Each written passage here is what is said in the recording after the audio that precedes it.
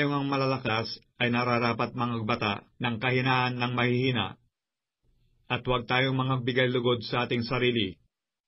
Bawat isa sa atin ay magbigay lugod sa kanyang kapwa, sa kanyang ikabubuti sa ikatitibay.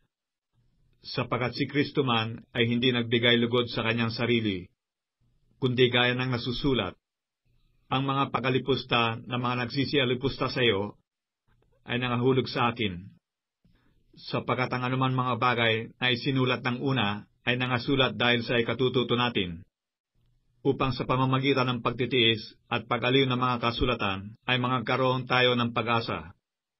Loobin nawa ng Diyos ang pagtitiis at paggiliw, na kayo ay magkaisa ng pag-iisip sa isa't isa ayon kay Kristo Jesus, upang kayo na may isang pag-iisip sa pamamagitan ng isang bibig ay luwalhatiin ninyo ang Diyos at Ama ng ating Panginoong Hesukristo. Sa ganito ay magtanggapan kayo, gaya naman ni Kristo na tinanggap kayo sa kaluwalhatian ng Diyos.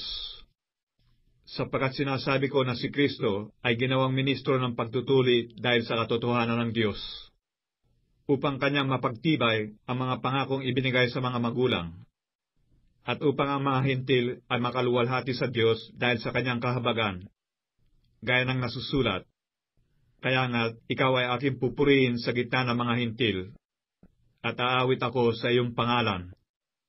At muling sinasabi niya, makigalak kayo, kayo mga hintil, sa kanyang bayan. At muli, purihin ninyo ang Panginoon, kayong lahat ng mga hintil, at purihin siya sa lahat ng mga bayan. At muli, sinasabi ni Esaias, magkakaroon ng ugat kay Jesse, at siya'y lilitaw upang maghari sa mga hintil, at sa kanya magsisiasa ang mga hintil. Puspusin nga kayo ng Diyos ng pag-asa ng buong kagalakan at kapayapaan sa pananampalataya, upang kayo'y managana sa pag-asa sa pamamagitan ng kapangyarihan ng Espiritu Santo. At ako naman sa aking sarili ay naniniwalang lubos tungkol sa inyo, mga kapatid ko, na kayo naman ay nangapuspos ng kabutihan, pinuspos ng lahat ng kaalaman, na anupat makapagpapaalaala naman kayo sa isa't isa. Ngunit sinulatan ko kayo na may dakilang kalayaan na bilang pagpapaalala sa inyo, dahil sa biyaya na sa akin ay ibinigay ng Diyos, upang ako'y maging ministro ni Kristo Jesus sa mga hintil, na nangangasiwa sa Ebanghelyo ng Diyos, upang ang mga hintil ay maging kalugod-lugod na handog, palibhasa ay pinapaging banal ng Espiritu Santo.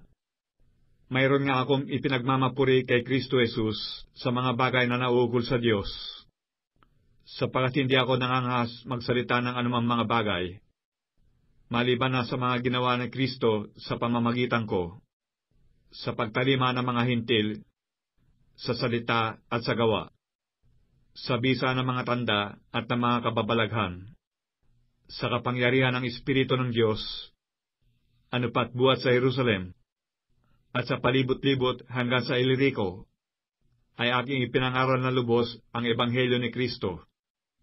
Aking nilayon na maipangaral ang Ebanghelyo, hindi doon sa napagbalitaan na kay Kristo, upang huwag akong magtayo sa ibabaw ng pinagsalingan ng iba, kundi, gaya ng nasusulat, makakakita silang mga hindi dinatnan ng mga balita tungkol sa Kanya, at silang hindi nakakapakinig, ay mga kakatalastas.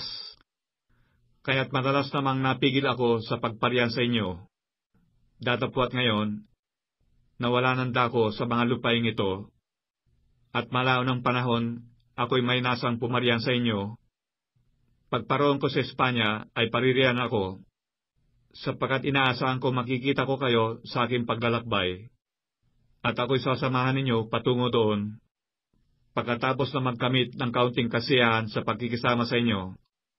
Ngunit ngayon, sinasabi ko, ako'y papasa Jerusalem upang mamahagi sa mga banal, sapagkat minagaling na Macedonia at ng Akaya na gumawa ng isang ambagan-laan sa mga dukha sa mga banal na nasa Jerusalem.